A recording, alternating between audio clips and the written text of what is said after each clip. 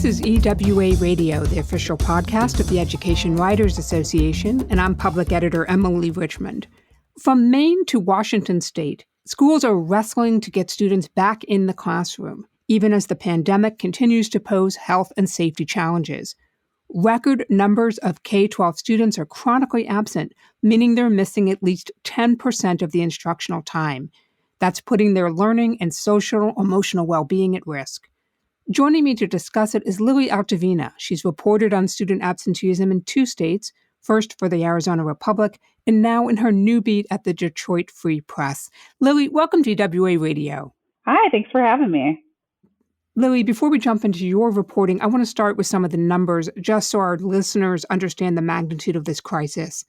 In May, the think tank Future Ed at Georgetown University looked at 5 school districts with a combined enrollment of about 450,000 students. They found that absenteeism rates were even worse during the pandemic than had been previously reported, especially for young children, kids from low-income households, English language learners, and students with disabilities. I want to unpack some of those statistics and talk about ways to cover the crisis. So I want you to start by giving us an idea of what it looks like for you where you are right now for Detroit Public Schools. What is the most recent absenteeism data showing? So there's a lot to unpack with Detroit. Detroit is online right now because infection rates in the city, coupled with a low vaccination rate, has drastically changed the landscape in the last few weeks. And right now, just in the past few weeks, attendance numbers have been low. So about 58 to 70% of students are logging in, which is a historic low for online attendance. But just even going back, the chronic absenteeism numbers dropped a few percentage points from pandemic levels last year. So 59% of Detroit students were chronically absent last year. This year, it's closer to about 57% of students. So that's both online and in person. It was like a little lower before the pandemic, but Detroit has long struggled with chronic absenteeism. Who are the students in Detroit who are most likely to be missing from school? There's a whole host of them. Often it's students who are economically struggling. So in online school, that means students might not have access to internet fast enough to actually get them to virtual class.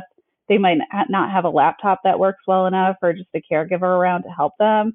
But even zooming out from online, absenteeism over the past decade in Detroit has been a problem because of transportation. Public transportation for students often left students stranded and still does leave students stranded. Students in Michigan aren't guaranteed bus routes, and Detroit has some, but I've talked to a lot of parents who have just said, yeah, sometimes the bus doesn't come, or sometimes it's not feasible to walk out in the snow block after block after block to the bus stop where the school bus comes.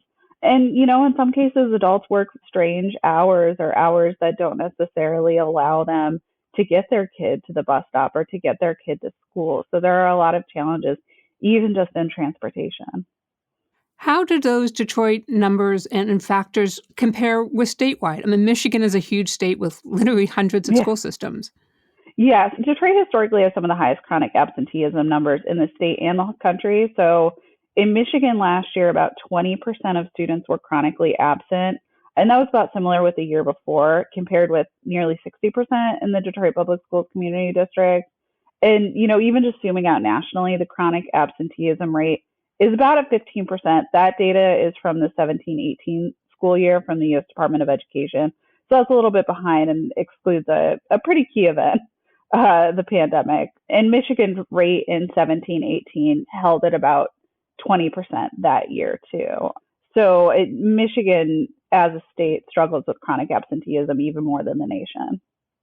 We talked about some of the common reasons that students may be staying home in Detroit. You mentioned transportation, but of course, with online learning, that gets removed, right? The kids are theoretically at home, learning at home, but they're still absent. So what are some of the barriers that have popped up amid the pandemic? In the virtual school thing, it's not necessarily easy to log into school. And I saw this in Arizona and I've seen it in Detroit of kids, just waiting even hours and hours to get online, trying to log in a zillion times, just school technology doesn't necessarily always work. And this really, you could really apply this to all schools.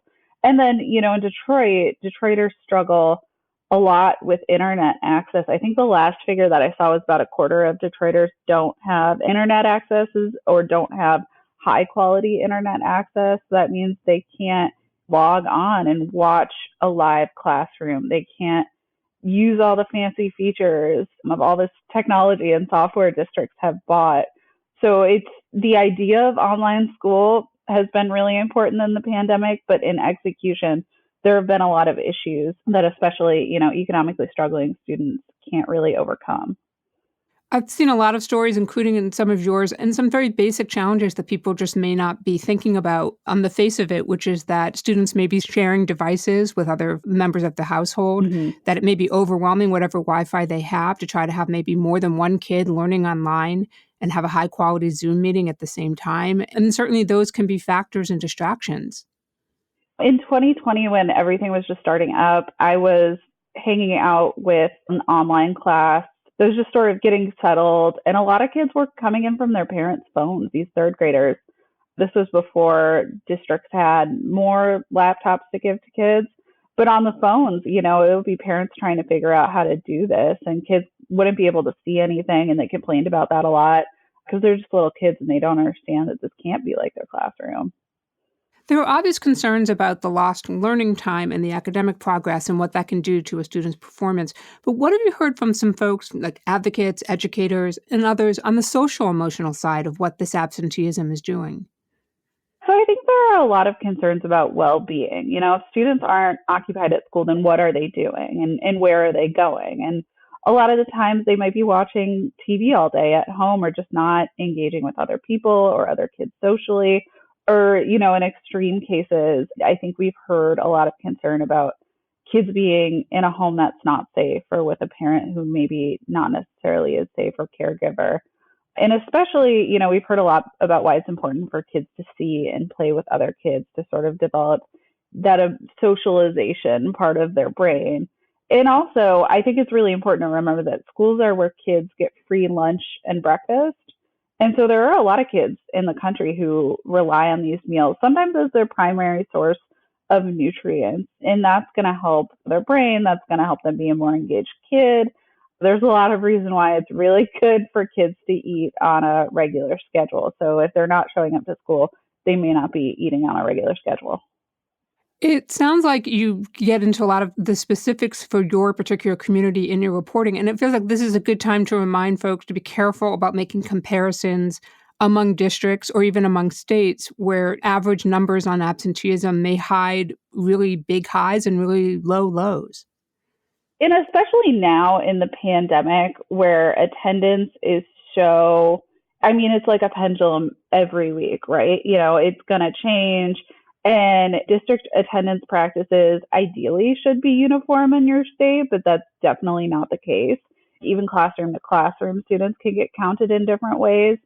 And then there's also like the big caveat of inequities in our system. So, you're comparing districts, but what are families up against in those districts? Like when you're telling that story, if you're comparing like a rich suburban district, they're probably not going to have to worry as much about a city transportation system working. And there's probably a lot less stress on their school bus system, a lot less stress on their system to even count kids.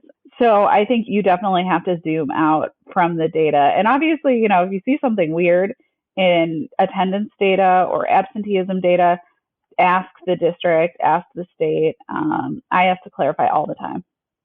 While the problem may not look the same for every school community, I don't know any school community that isn't struggling with absenteeism issues right now. And there's no one solution to be applied. But on the flip side of that, there are some common ideas and best practices that experts say may be working.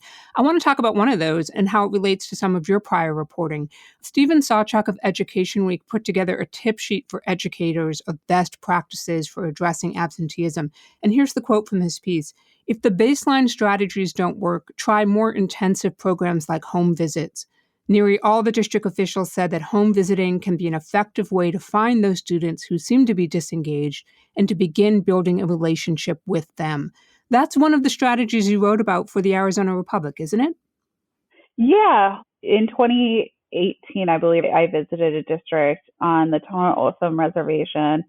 And that was part of some of the very strategic and really interesting interventions that these educators were trying just to get to kids. Because I think, like, on its face, a home visit seems like a really obvious answer because, like, when you're a parent and you're like standing face to face with your kid's teacher, or, you know, hearing them on the other line of the phone, or just anybody from the district, you're like, oh man, what am I going to do? And also, you know, on another sense, they're going to be able to hear from you to see what kind of resources you might need to actually help your kid show up to school. Because in a lot of cases, it's just a lack of resources that the school might have, but the parent might not know to ask for.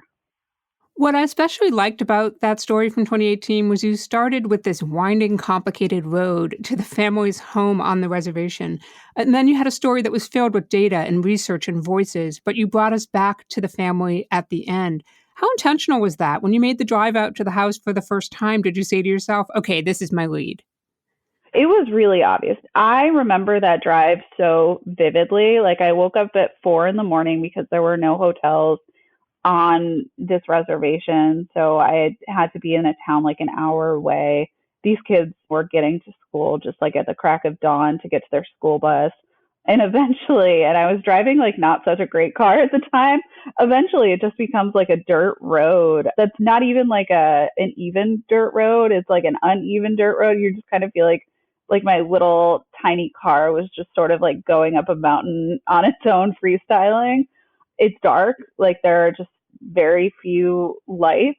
I was warned for mountain lions. I was warned for like all sorts of Arizona desert animals. And that just really, you know, illustrated. I walked out to the bus stop with these kids. You know, we walked on like all this uneven ground. And that, I think, really like it cemented it for me that this is not how I went to school. If I was waiting for a bus or if I was walking to school, I was walking on a sidewalk, and these kids were walking under this like landscape that makes it a lot harder to get to school. And this was on like a perfectly clear night, so I can't imagine what it would be like when it's like raining downpour or when it's really really cold. Was there anything that surprised you when you started looking more closely about some of the reasons why many Native American students in Arizona were chronically absent? One of the problems was infrastructural problems. So the roads on the nation were a mess. They were such a mess that school officials actually patched up the road themselves when no one else did after, you know, flooding damage. And flooding was an increasing problem, partially due to climate change. Also, heat is a big problem in Arizona, and heat really screws up roads. So I think like that was surprising. And then also electricity, you know, utilities weren't necessarily always reliable. And so one of the solutions for that is, you know, kids wouldn't be waking up if their plug-in alarm clock wasn't going off. So the district bought kids mechanical alarm clocks, ones that wouldn't require electricity. So if electricity went out in the middle of the night, their alarm clock would still go off. And that actually really surprised me because it seems really simple, but I never would have thought of that. Louis, we can't talk about student absenteeism right now without putting it in the context of the impact of COVID-19. The consulting firm McKinsey and Company found a significant jump in chronic absenteeism by students nationally amid the pandemic, and the numbers were especially bad for older students in grades 8 through 12.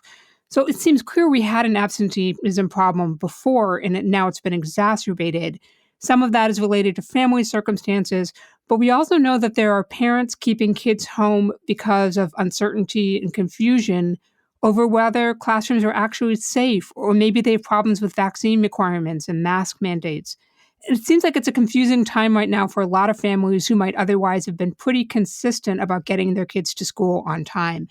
How has the messaging and family communication been in Detroit on that front? This is actually a big problem in Detroit because I'll monitor a lot of parent groups, and parents some days will say it's just not safe to send my child to school because the COVID infection rates are high. You know, we're currently in a surge. We've been in surges kind of on and off for the past year. And so in that case, parents have been telling me, you know, I will not send my kids to school in this case. And in Detroit, that's also coupled with vaccine hesitancy. Detroit has one of the lowest vaccination rates in the state. So with that, that shoots up COVID rates. Parents are very legitimately fearful of the virus because a lot of Detroit parents have been affected directly by it, or families. You know, kids have lost their parents, both of their parents in some cases.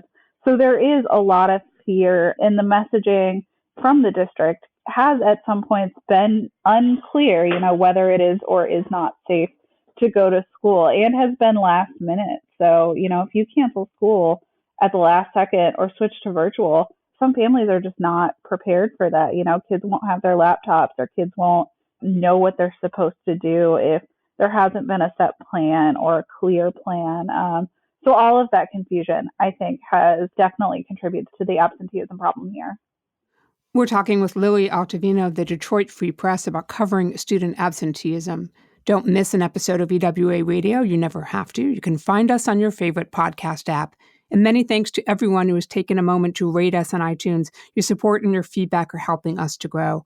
I want to mention there's been some terrific reporting on this issue by other education journalists, including Kara Arundel of K-12 Dive, Paloma Esquivel and Mackenzie Mays of the Los Angeles Times, Rachel Ohm of the Portland Press Herald in Maine. I looked at all of those stories as I was preparing for my conversation today with Lily. Lily, in a typical year when attendance is being taken on a regular basis, what kind of data does Michigan allow reporters to get? Is it disaggregated by gender, race, socioeconomic status? It is disaggregated by all those categories. I also believe that they have categories for English learners, which is interesting, and migrant students. And it's divided into either chronically absent or not chronically absent, which is super simple. So one category I've seen researchers here use, and in other places, is severely chronically absent. So that's when students are defined as missing 20% or more of school days. And I think that's a really interesting and important piece of data that's missing from the state that actually doesn't seem as if it would be hard for them to just parse it out a little more. And then, so chronically absent, the definition is 10% or more days. And for a lot of districts, including in Michigan, this is a problem not just for the impact on individual students and school communities, but it can also affect their finances.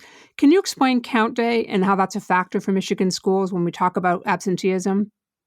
So Count Day is huge here. It was actually, when I just moved here, I was really surprised by what some of the districts are doing. They kind of did this in Arizona, but Count Day is when it's a day when student enrollment is counted for funding purposes. So that's when the state calculates school funding for the year, because schools are funded here on a per student basis. And so missing students that day, and this is also, I think, less emphasized, but also in the days and before and after Count Day, could mean missing money. And schools offer money. Schools offer a ton of incentives. A lot of schools do the traditional, we're going to serve you cookies and cakes. So your kids are just going to be really hyper that day. And Detroit this year gave Pistons tickets. So that's huge. And also, kind of as I mentioned before, if 75% or fewer students show up in Michigan, or fewer than 75% students show up for class on a day, schools face a financial penalty. And schools are really freaked out about those penalties right now in the pandemic, because a lot of students are missing school because of the virus. And students are not just missing school, they're also missing from the district altogether, right? I mean, enrollment numbers have been trending downward. What do you know about where those students have gone? Are they in charters, parochial school, homeschooling, or are they really MIA? Well, it's kind of all of the above. And I think the missing students issue is really interesting. And I would definitely report to reporting from Chalkbeat Detroit by Kobe Levin. They've done a lot of great work on this problem. So statewide in 2020, enrollment fell by about 53,000 students in Michigan. It's rebounded a bit since then. And what they know is that some students went to other states. Some are now homeschooled.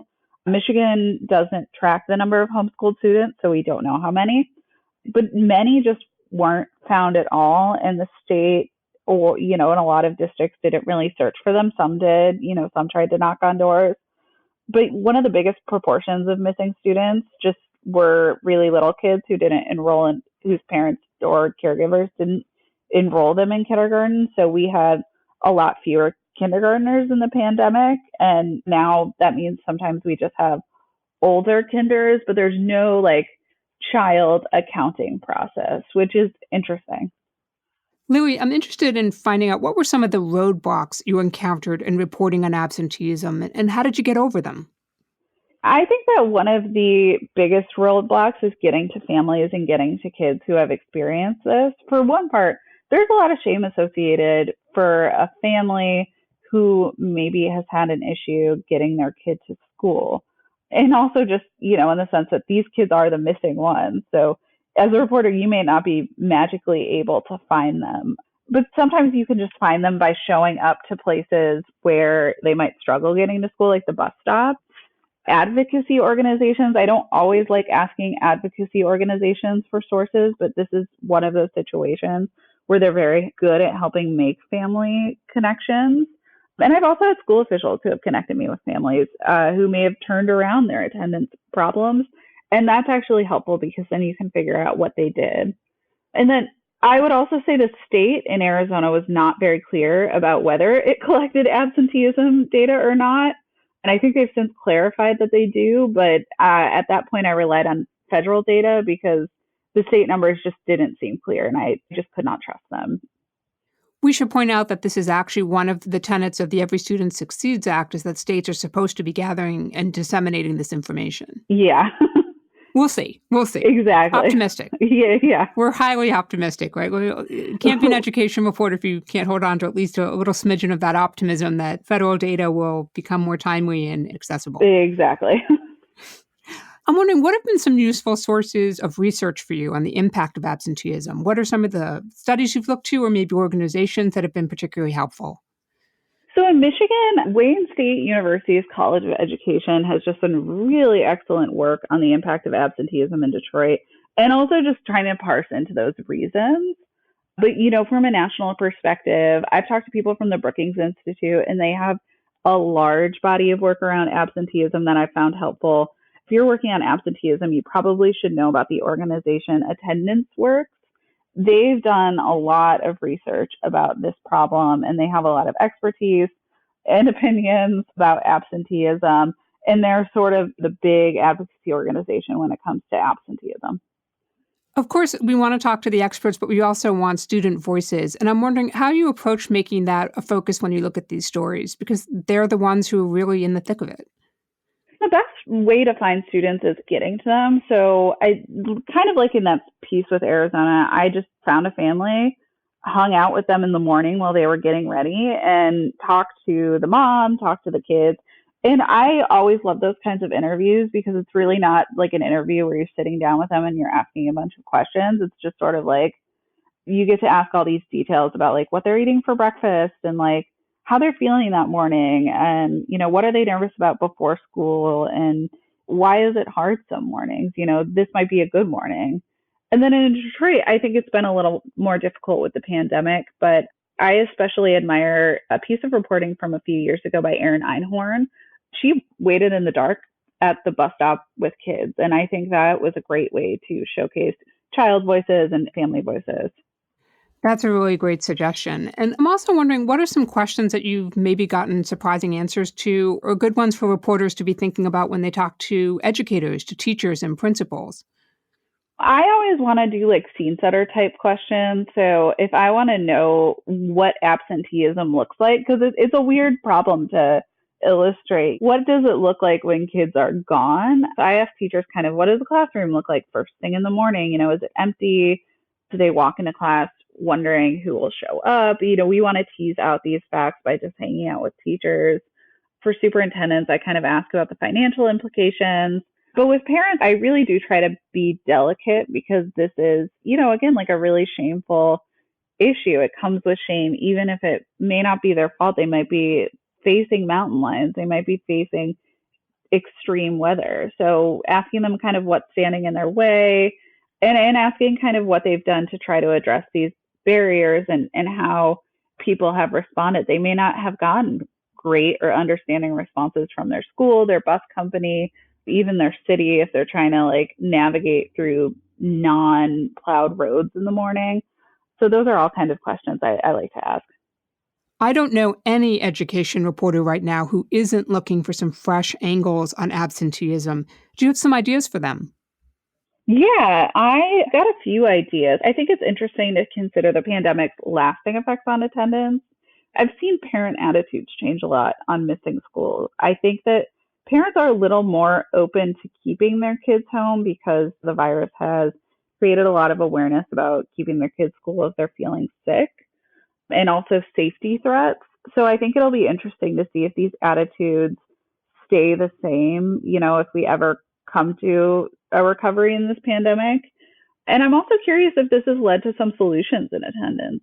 There are a lot of students who are permanently online now because they figured virtual learning just works better for them. And maybe that has incentivized some students to show up more or, to get through their schoolwork faster because remote just works better for them.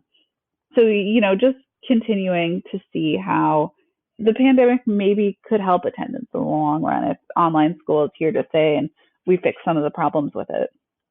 Other than the weather, what have been some of the big differences you've noticed in covering schools in Michigan versus Arizona?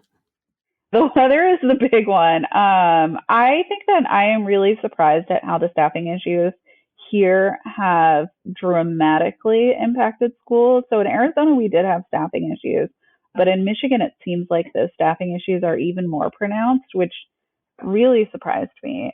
And I also think that the school safety questions here feel a lot more not relevant necessarily, but just in light of the Oxford shooting, I've talked a lot more about school safety than I covered in Arizona, so that's been a surprise.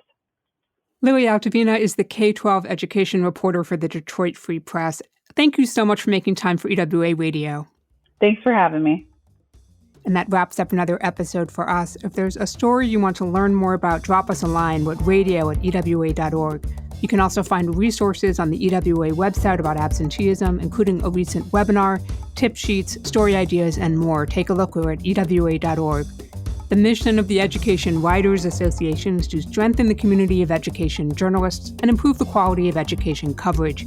For nearly 75 years, EWA has helped reporters get the story right. Have a great week, take good care of yourselves, and thank you for listening.